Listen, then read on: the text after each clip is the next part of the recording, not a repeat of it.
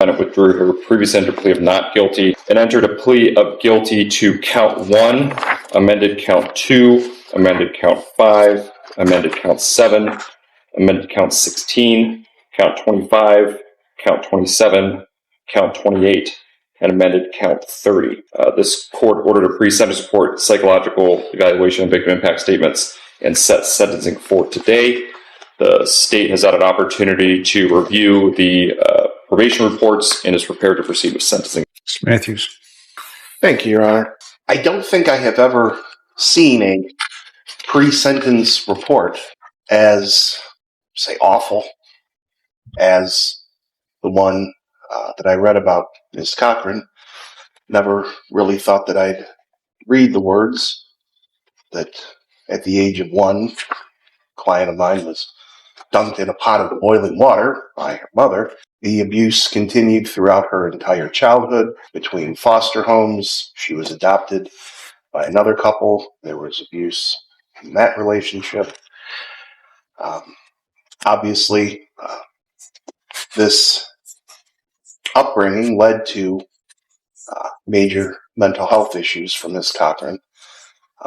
She's been hospitalized multiple times, multiple suicide attempts, suffers from borderline personality disorder, post-traumatic stress disorder, schizophrenia, anxiety, depression.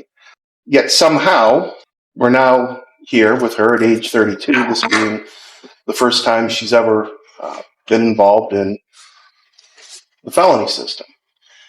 And I think that what that speaks to is that at her heart, Miss Cochran is not a criminally minded individual. I do think that she became homeless earlier this year. She associated herself with her co-defendant, and don't know which one influenced the other, but the two of them certainly together were... Well, they're each blaming each other. Yes, they are. What is undeniable is that the combination of the two together was a very toxic relationship. They set down a path of basically driving around in the car that they were living in, stealing tip jars, credit cards, and then there was the interaction with the police that led Miss Cochran on the chase that we know created a tremendous amount of damage, pain, inconvenience for a tremendous number of people.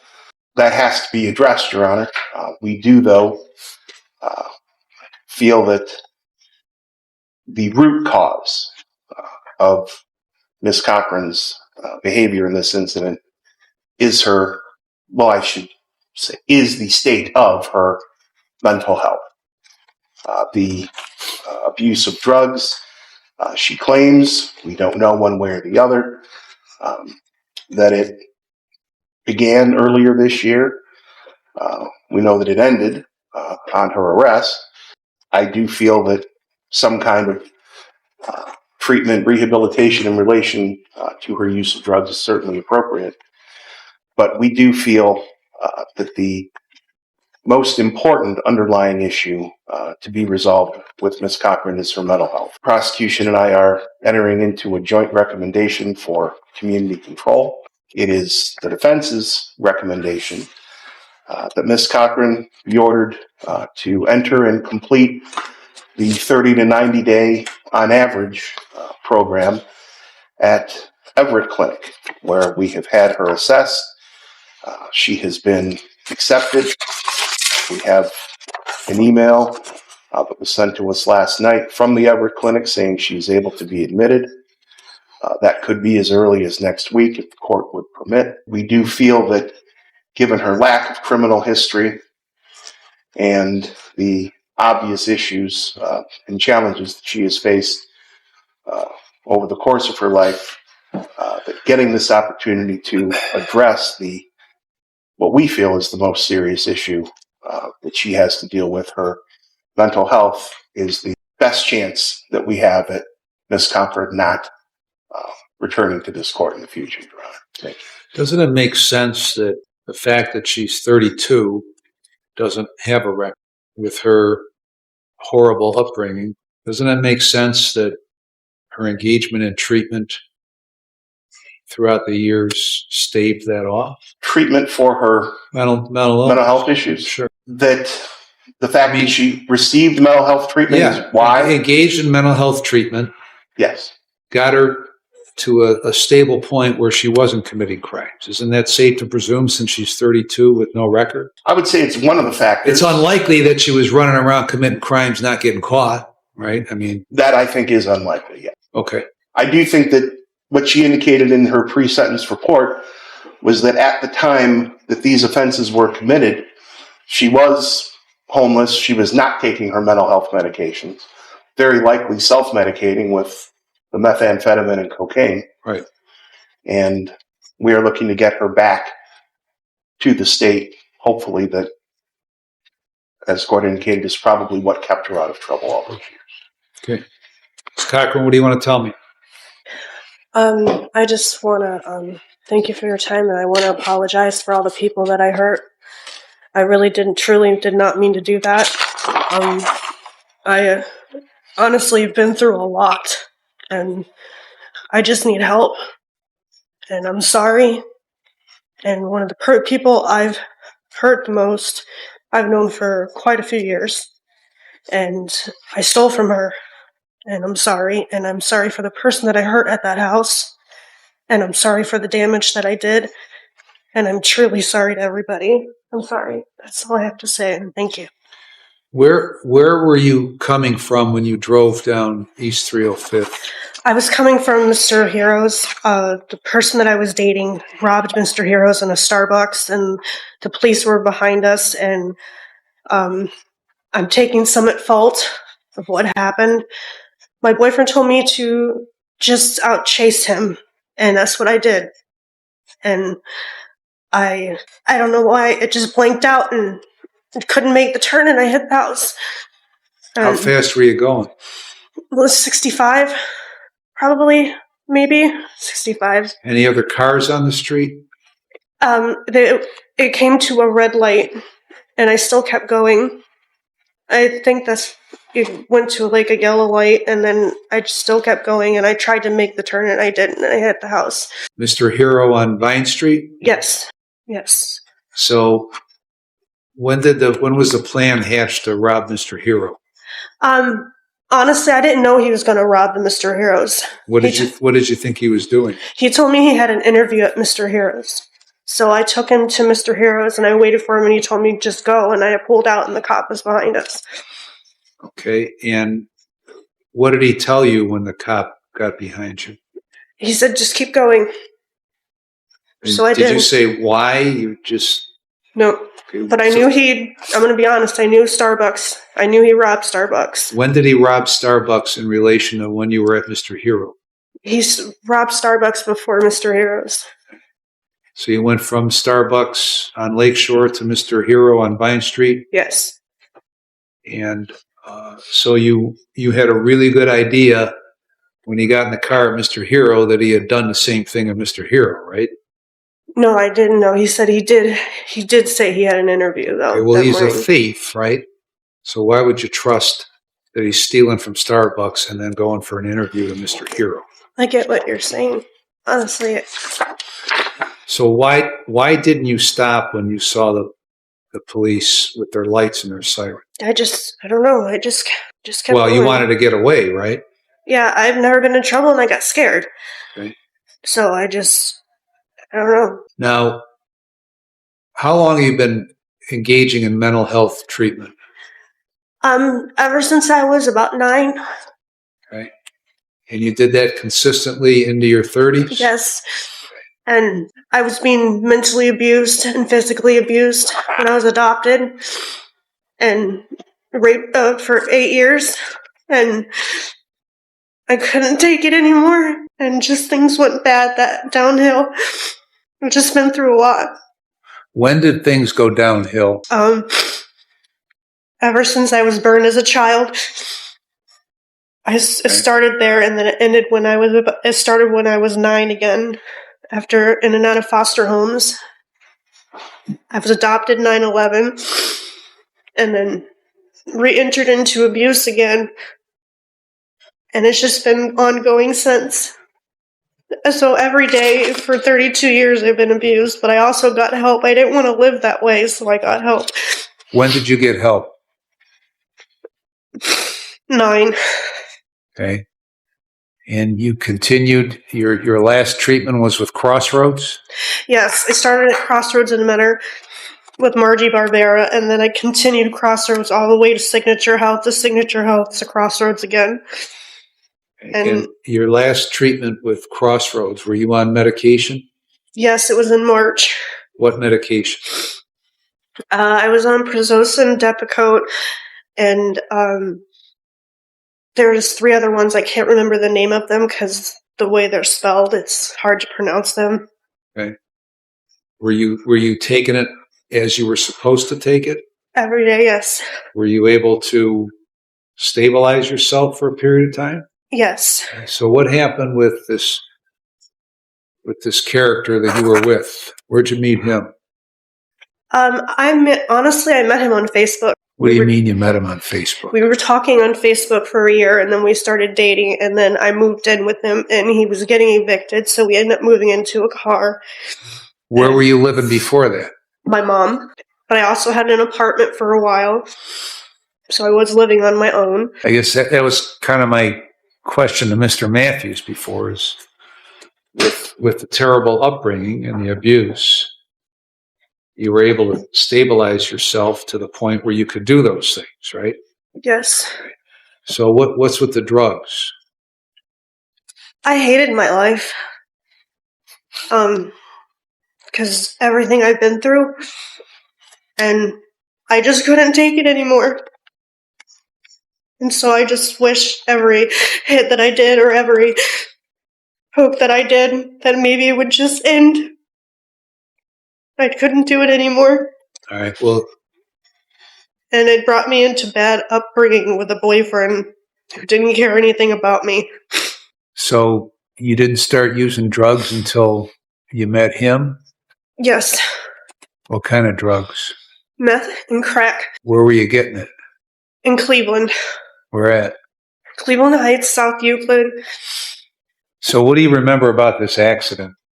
Just remember driving, and I was nervous from him robbing Starbucks, and he went into Mr. Heroes. I was waiting for him, and then he told me to go. Had something in his hand, and he was reaching in his pocket, and then I pulled out, and I was turning right at that light by Mr. Heroes, and then I went to go turn right, and then he was behind me, he had his lights on, and he told me to keep going, and I listened, and I kept going, and then I thought I could make the light, and I didn't. I was going really fast, like 65, and I went to go turn, and I missed the turn and hit a house. It happened so quick, and it was really scary. What do you mean it was scary? It was scary because life flashed before my eyes. Well, you knew you were going to crash prior to the crash, right? No. You didn't know that when you lost control? I don't know. I wasn't thinking. It was just, everything was happening so quick. I just wasn't thinking what I was thinking. It was like my mind was somewhere else. I mean, imagine the shock that Miss McLaughlin encountered and Mr. Champagne encountered. And they're minding their own business, going about their business, and everything changes in a second. I know that was partially because of me. And I'm taking responsibility for what I did. And I've been regretting every moment of it since that day that it happened. And I struggle with it. When you say partially responsible, what do you mean partially responsible? I take responsibility for the thefts that I did, the people I've hurt, the things that I've done to get me here. Tell me what thefts you're taking responsibility for. I did take money. From where? From some people. I did take debit cards. From where? I took a couple things from one of the people that I've known for a while. I took one of her debit cards. What were the circumstances of that? I'm trying to get drugs. I know, but where was this person that you knew? Where did you get her card? At a bar. At what bar? Playaway Lounge. I took her book bag, and there was some kind of AA card in it, and I tried using it. I took her bag there, and then I went to another bar Why did you go to another bar? to drink. How long had you known this person? Since 3+ years, I've known her. Where else did you steal from? It's mainly him who did it, but I did take money. I told him it wasn't a good idea to take all the debit cards because they were going to be able to, because he was using so many, they were going to be able to track him. How did you know that? Because we were talking about it, and he said something about they're going to be able to track where we're going. And then we stole one debit card, and we went to a gas station in Wycliffe, and we were trying to put gas in his car at a pump. And he's like, we shouldn't do this anymore. So, and it kept going from there, and then we were getting drunk, or we were getting high, and then we just kept doing it. And then leading up to the crash. And then we stopped. So we got arrested. Okay, anything else you want to tell me? No, I do not. Mr. Downey? Thank you, Your Honor. All right, it's striking how traumatic, in reading the pre-sentence report, the defendant's upbringing was. I agree with Mr. Matthews that it's one of the worst things I've seen as far as somebody's childhood and how they were set up for failure. So it's expected that the defendant would continue to struggle with that in her adult life. I also believe, on the other side, the defendant still minimizes her conduct and deflects blame.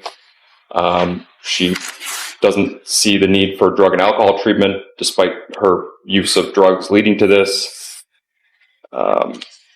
Even if she was not the one physically going into the stores and stealing for each one of these, she assisted and aided and abetted in those by driving the car, and so she is equally as responsible. Defendant also seemed to, at least through a pre-sentence report, have a clear path forward. She states that she hates her co-defendant for what she says is ruining her life, but then also says that she's not going to leave him because he's her first love. I think it's easy to be very angry about her conduct, especially with the crash that ended everything.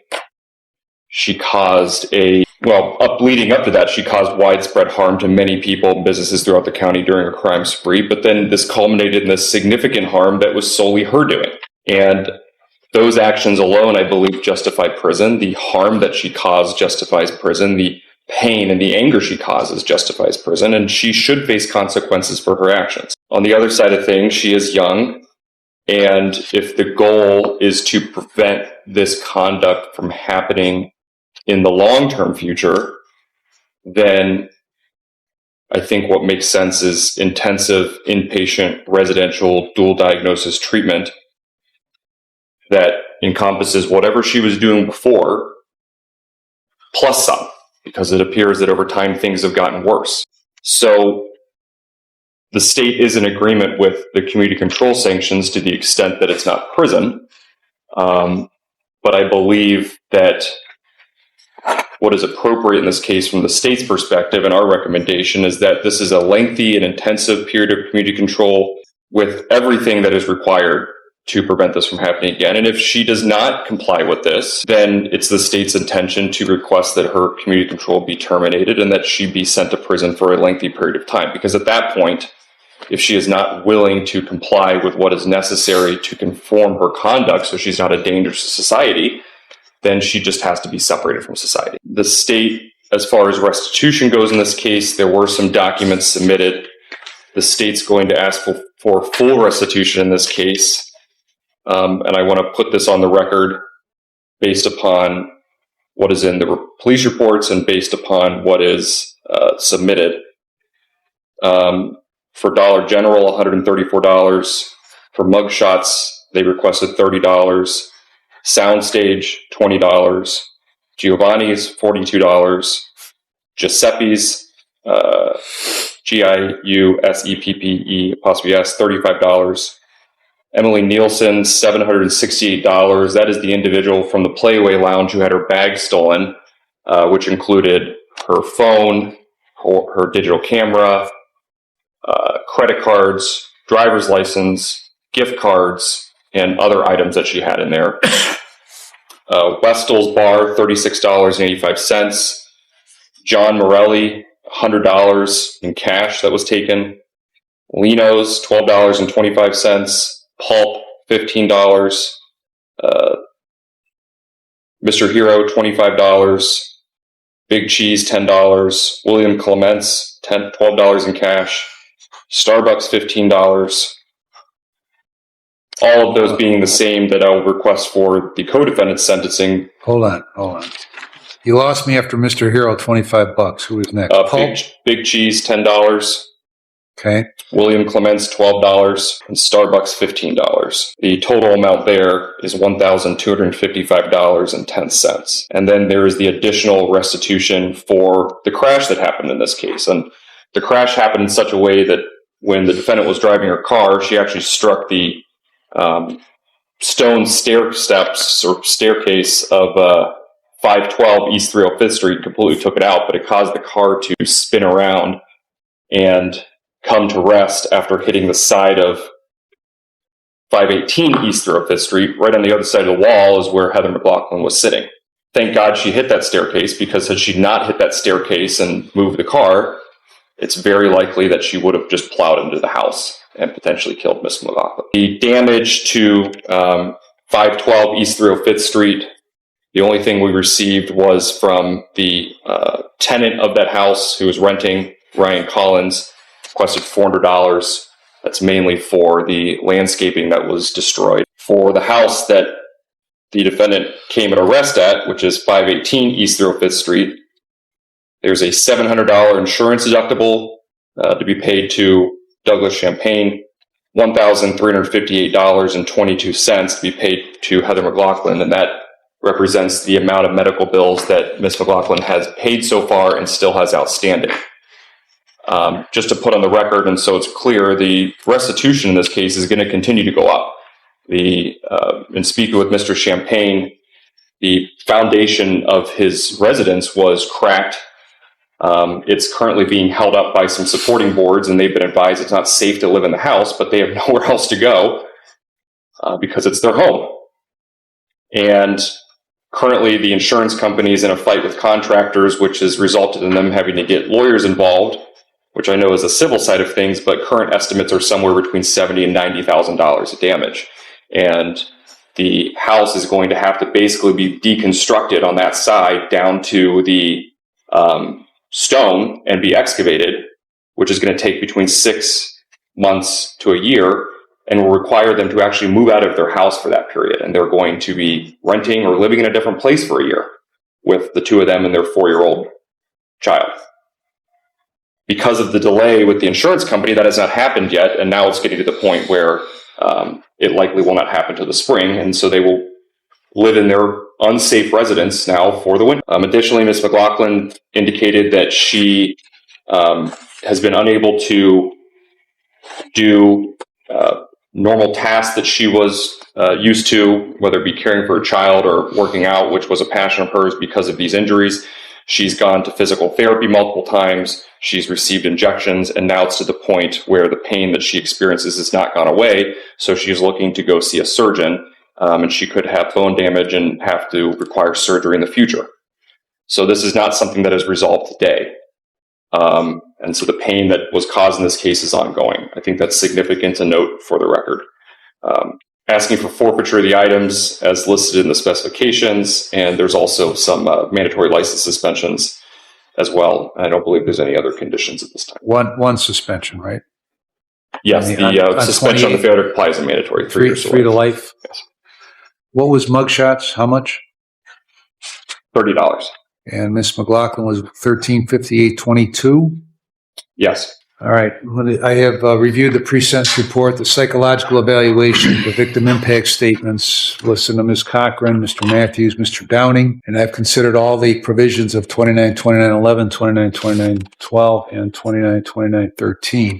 with everything that the attorneys have talked about and you've talked about, I would concur this is one of the worst social history aspects of a pre-sentence report that I've seen.